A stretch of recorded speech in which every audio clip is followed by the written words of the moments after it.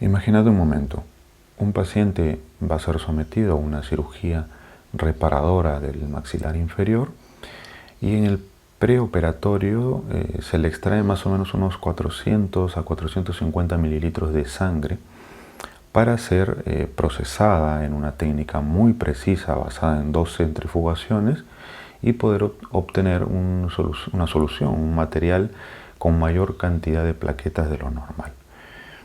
Esto se realiza para poder utilizar, o se utilizó este compuesto en el intraoperatorio con el objetivo de que este paciente luego, en el periodo posoperatorio, pudiese tener una mejor regeneración del tejido al cual se le ha tratado y poder obtener también una mejor cicatrización de la zona quirúrgica. Este fue el trabajo del residente de cirugía oral y maxilofacial Whitman, y al cual denominó este compuesto, esta nueva solución, gel de plaquetas, gel plaquetario. Sin olvidar, obviamente, los trabajos de la década de los 80 de Matraz o Taya-Ponsac, que ya habían trabajado la sangre para obtener un compuesto parecido con técnicas similares, pero al cual ellos denominaron pegamento de fibrina, con un componente más hemostásico que Whitman. Estos son básicamente los orígenes concretos de lo que se conoce ahora como plasma rico en plaquetas y que ha logrado en las últimas décadas difundir por diversas áreas, no solamente ya en el ámbito maxilofacial, sino también en el ámbito traumatológico y también obviamente en el ámbito estético y capilar. Pero ¿es realmente eficaz este PRP para ser utilizado en el ámbito capilar? ¿Sobre qué alopecias podemos utilizar esta técnica de PRP como componente autólogo de cada paciente? ¿Podemos realmente traspolar los resultados que se conocen a día de hoy para determinados pacientes que vemos en la consulta? Estas y otras dudas las voy a tocar en el capítulo número 12 del Tricólogo. Soy Rafa Nascimento y este es el plasma rico en plaquetas, el PRP. ¿Cuál es su receta? Vamos a ello.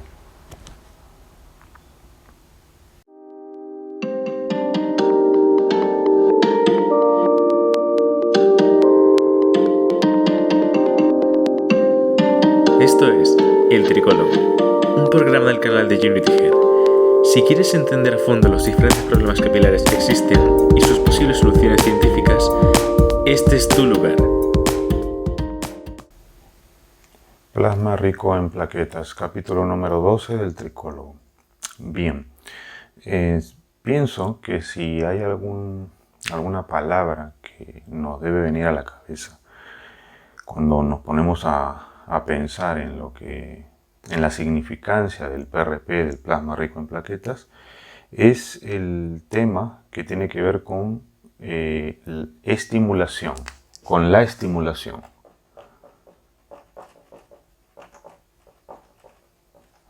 Estimulación como un gran brazo terapéutico o área terapéutica en donde se incluyen también elementos como por ejemplo el láser de baja potencia, ¿no? Y por qué no incluir también al Minox en cierta forma. Porque al final lo que va a realizar este plasma rico en plaquetas cuando se introduce en el cuero cabelludo a nivel o sea, mediante técnicas de mesoterapia, por ejemplo, es eso, es ocasionar un estímulo a nivel folicular en partes muy bien delimitadas, como por ejemplo la zona de la protuberancia, a que produzcan cabello, y no solamente a que se produzca, sino como veremos luego, con objetivos muy particulares que tienen que ver con el ciclo y también con la densidad macro vista desde una óptica mayor. Entonces, esto es básicamente en términos generales, estimula. ¿Por qué pienso que deberíamos recordar esta palabra? Porque obviamente el otro gran brazo que existe dentro del abanico de posibilidades de tratamiento que ofrece o que existe para las diferentes alopecias es obviamente el tema antiandrógeno, ¿no? Otro gran, digamos así, baluarte del tratamiento, pero que hay que diferenciarlo de todos aquellos tratamientos y terapias que se encargan de estimular en este caso el folículo para que la producción de cabello mejore, ¿no? Entonces, para hablar de plasma rico en plaquetas, tendremos que hablar obviamente de la sangre, porque al fin y al cabo, y debemos recordar que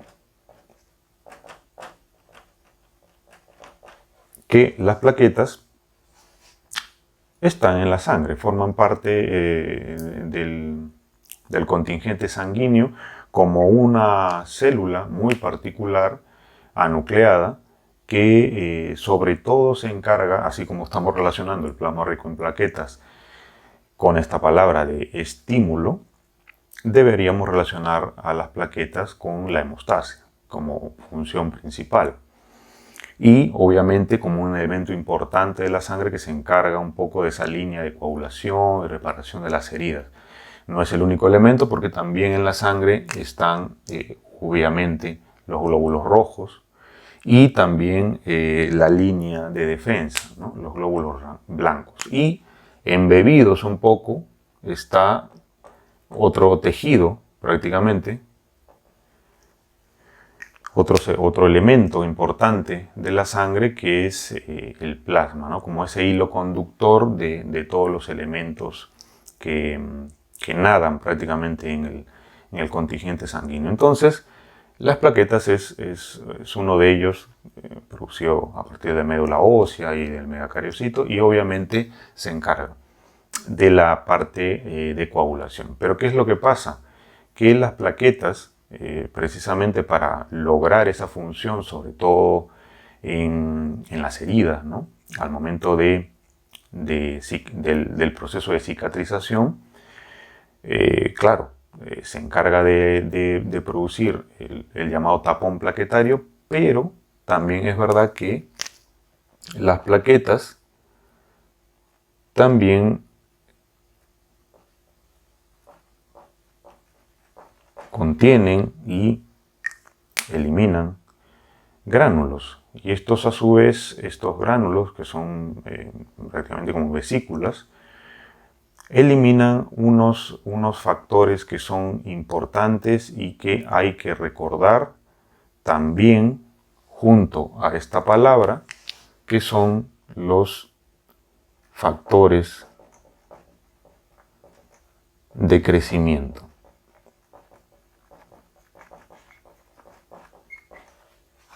Punto clave o elementos clave en lo que respecta a no solamente ya el proceso de cicatrización, sino todo ese proceso de reparación que tiene que ver con funciones de neovascularización, ¿no? Tiene que ver con quimiotaxis, que al final básicamente es la movilización de algunas células hacia el lugar donde se requiere para que se complete el proceso de cicatrización, y también obviamente tiene que ver una serie de procesos ya a nivel bioquímico de comunicación intercelular.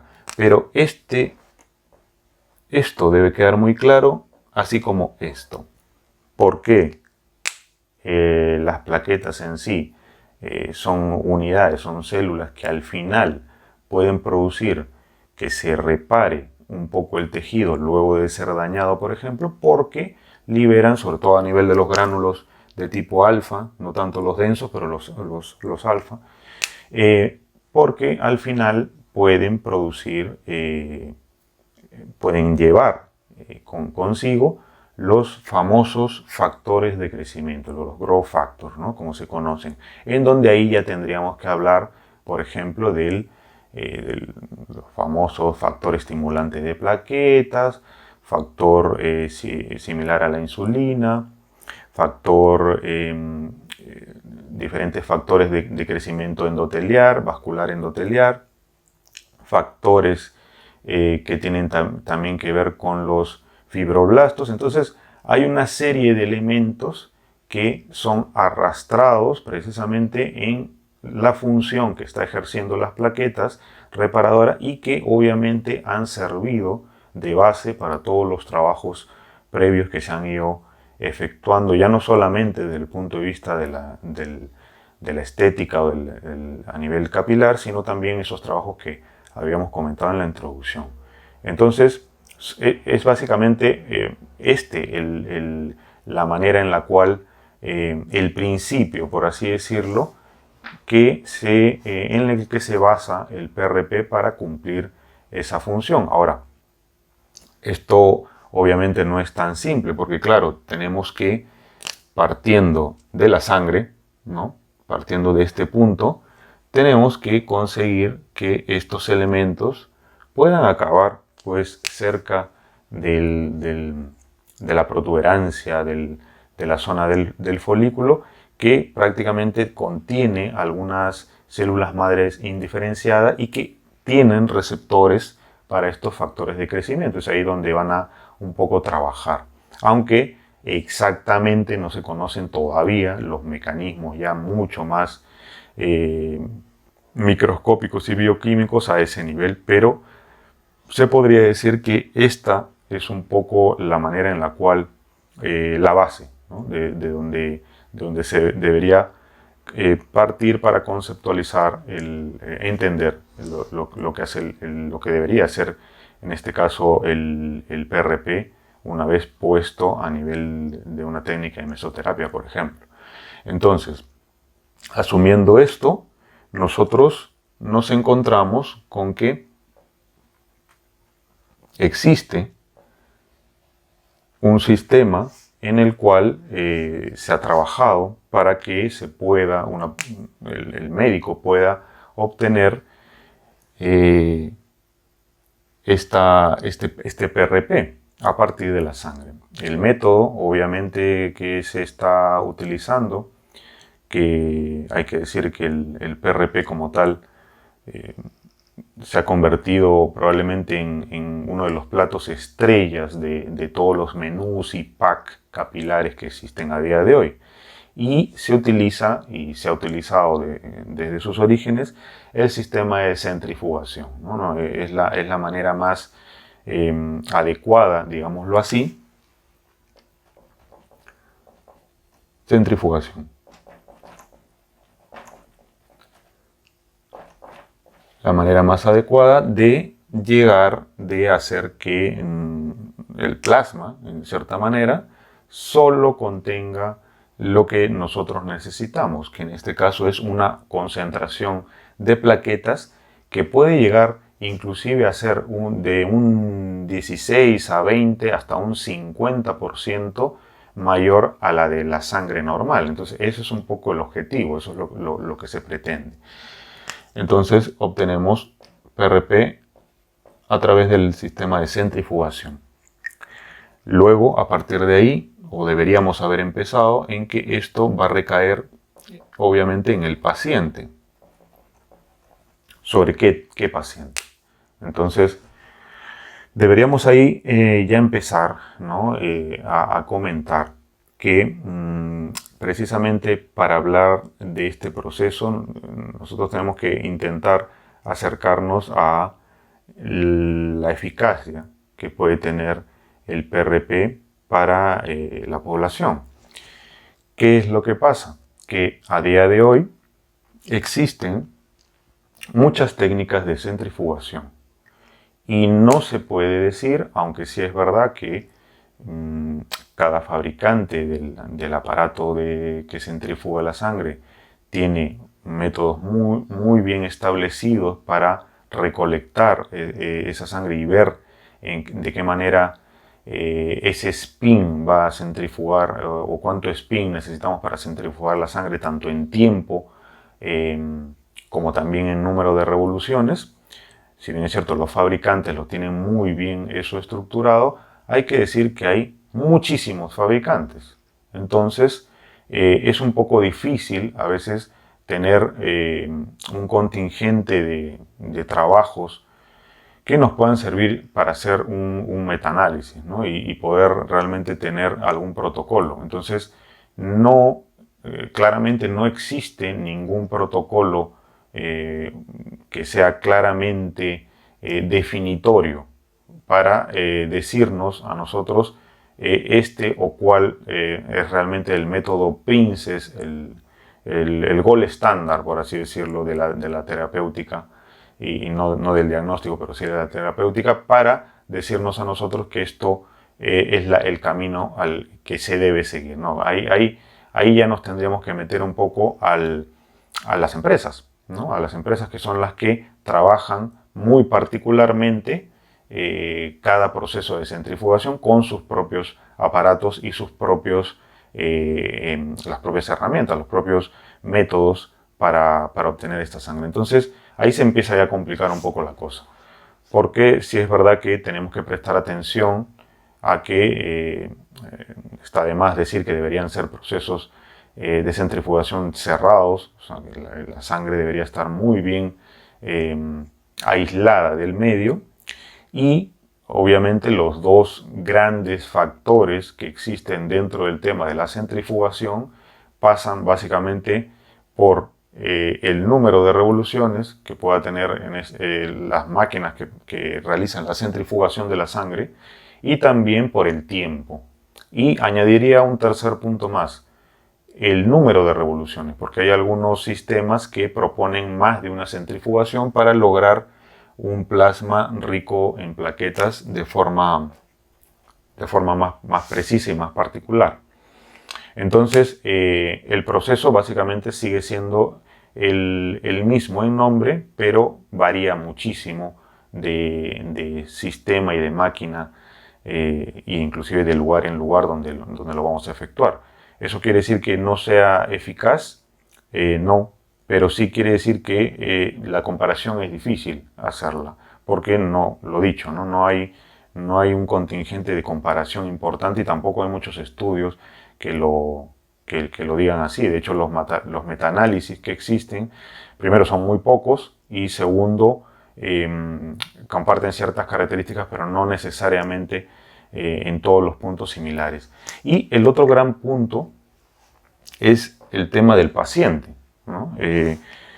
De más está decir que el paciente, que no solamente va a tener un tipo de alopecia, no estamos hablando, por ejemplo, de una alopecia androgénica, estamos hablando, por ejemplo, tanto de hombres como de mujeres, estamos hablando, por ejemplo, de una alopecia areata, por ejemplo, estamos hablando de un efluvio solamente telógeno, o agudo o crónico, por poner ejemplos de dónde han recaído o dónde recae la práctica del PRP y dónde han recaído los estudios. Entonces, otra variable más para tener en cuenta. ¿Será más eficaz para alopecias androgénicas, más eficaz que o más eficaz, por ejemplo, para una areata, o más eficaz para un efluvio telógeno, o una mezcla, ¿no?, entre todas? Eso también es otro punto a tener presente. Es verdad que la mayoría del contingente de los estudios se ha basado básicamente en alopecia androgénica, pero también hay que decir que independientemente de que a veces se solapen las alopecias, hay que decir que también es probado, por ejemplo, en algunos casos de efluvio cronificado, y sobre todo reconociendo que el tema que tiene que ver con el efluvio, esa regulación del ciclo para evitar que ese cabello se deje de caer después de haber estado pasando por un tiempo agudo crónico, obviamente se obtiene y deberíamos recordar ahora sí un poco cuáles son los objetivos que uno debería tener al momento de estar hablando de estimulación. Y uno de ellos es, por ejemplo, y en eso los trabajos también tienen mucha información, es aumentar la densidad. Eso quiere decir que también se ha visto que con el plasma rico en plaquetas puesto a nivel del cuero cabelludo se logra como uno de los objetivos o como uno de los resultados obtener en áreas generalmente son de centímetro cuadrado, ver mayor densidad. Eso quiere decir más pelos por centímetro cuadrado. Otro punto en cuestión es el grosor.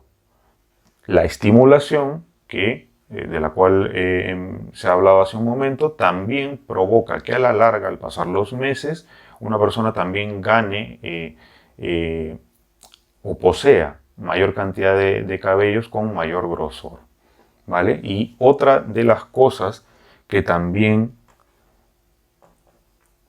es importante tener presente en el caso del PRP, viendo también que un punto importante de los factores de crecimiento tiene que ver con eso, ¿no? Sobre todo el derivado de las plaquetas, es que puede funcionar como un importante regulador del ciclo. Por eso es que tiene mucho que ver también y se utiliza bastante en algunos efluvios, sobre todo los cronificados, ¿no? En donde, independientemente de buscar la causa del efluvio, como lo vimos en algún capítulo pasado, obviamente en esos efluvios crónicos de difícil manejo, pues el PRP puede dar muy buenos resultados, porque también hay que decir que es un buen regulador del ciclo capilar, ¿no? Y eso ocasiona a la larga que se gane tiempo en fase anágena, ¿no?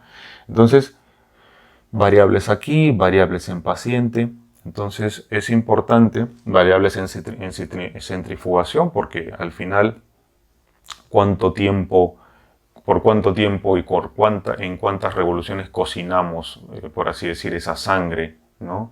Que al final va a depurar y nos va a crear un concentrado rico en plaquetas que va a ser, digamos así, lo mejor que podemos obtener al momento de estar haciendo la centrifugación.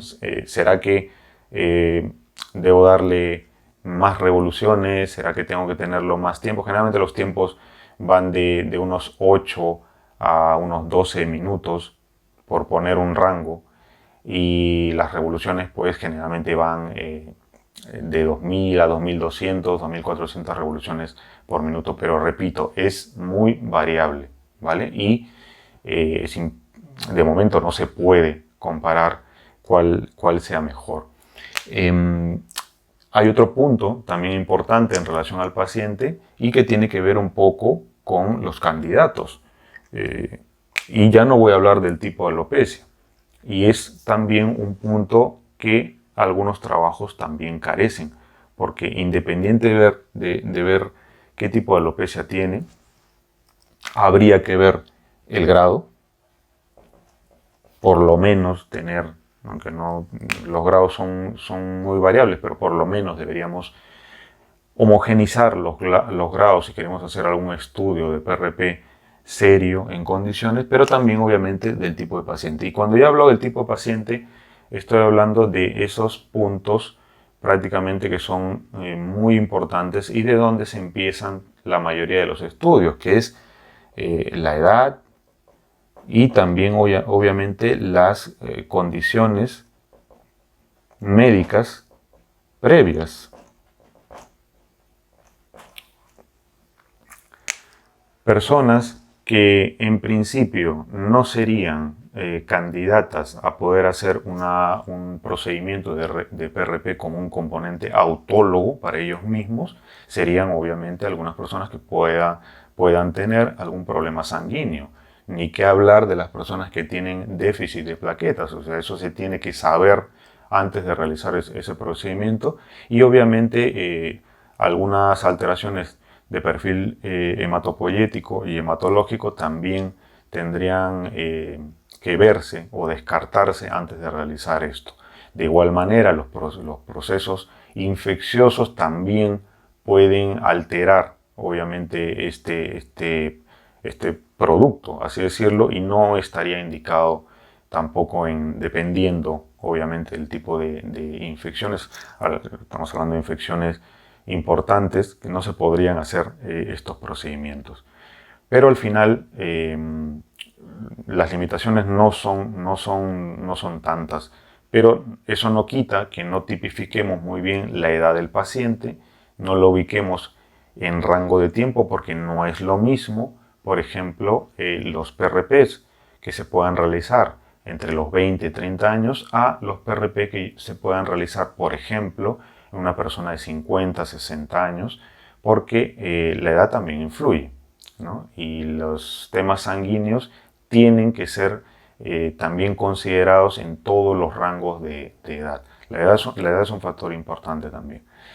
Pero lo dicho, el procedimiento para obtener plasma rico en plaquetas es un procedimiento que a día de hoy se sigue realizando, está muy bien estructurado, pero hay que tener presente también cómo se realiza, si realmente hay un aval atrás del proceso, es decir, que el proceso ya haya sido concebido desde sus herramientas, inclusive hasta el aparato de centrifugación por una empresa, ¿no?, realmente seria, y que también obviamente se pueda utilizar a través de una técnica de mesoterapia de la mejor manera posible para el paciente. Ya no voy a hablar exactamente de la técnica mesoterapia para ponerlo, pero sí también hay que considerarla porque la introducción del PRP también requiere cierto grado de destreza médica, pero al fin y al cabo los medios siguen siendo medios de mesoterapia. Entonces el PRP puede ser un elemento importante como un adyuvante a un tratamiento que pueda estar siguiendo el paciente, por ejemplo, ya no solamente estimulante, sino sobre todo antiandrógeno. Y tener presente también algo que es importante en relación al PRP. Se ve y se dice, de acuerdo a los trabajos existentes, que un poco para empezar a ver algunos resultados, generalmente con unos 3 PRPs o 4 a veces en un periodo prolongado de 8, 10 o 12 meses, ya se podría empezar a ver estos objetivos, ¿no?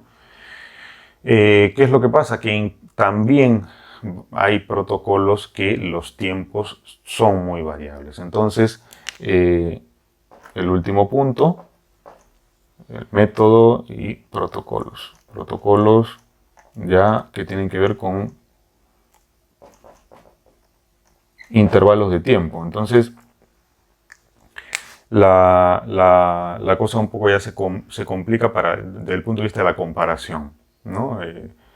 Hay variables en la forma de su preparación, hay variables dentro de los pacientes y también hay variables de en qué momento se puede poner un PRP. Pero más o menos con unos 3 PRPs deberían verse los primeros resultados, ¿no?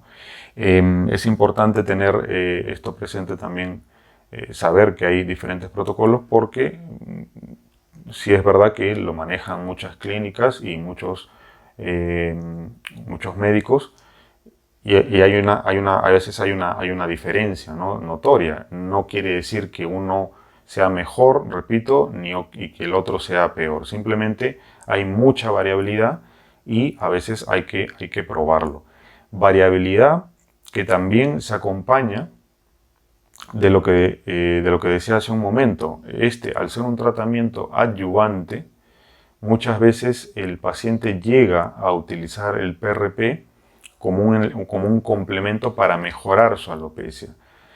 Eso es bueno, pero a la larga también, si no nos metemos en estudios si no nos planteamos realizar, por ejemplo, estudios prospectivos en determinado grupo de pacientes, también eso lo puede dificultar, porque una de las cosas o una de las pegas que existen en los trabajos a día de hoy en relación al PRP y a otros medicamentos es que muchas veces los pacientes no vienen puros. Entonces es difícil a veces decir si un PRP ha funcionado en un paciente cuando está utilizando aminos, cuando está utilizando algún antiandrógeno y se cuela en el estudio. Entonces, pero como ayudante se ha probado que solo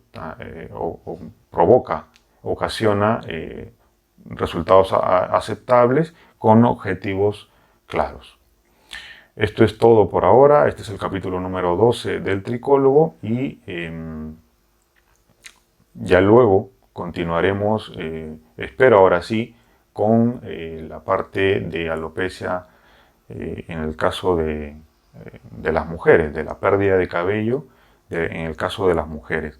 Pero quería dejar un poco claro, ya para cerrar un poco en tipos de tratamiento que existe, independientemente de la técnica, tener presente que existe esta buena terapia, que hay de todo, ¿no? Hay gente que le va muy bien, hay gente que realmente viendo el boca a boca no científico no le va muy bien o no le produce un resultado aceptable, pero hay que decir que se sigue utilizando y hay que seguir estudiándolo y trabajando en ello.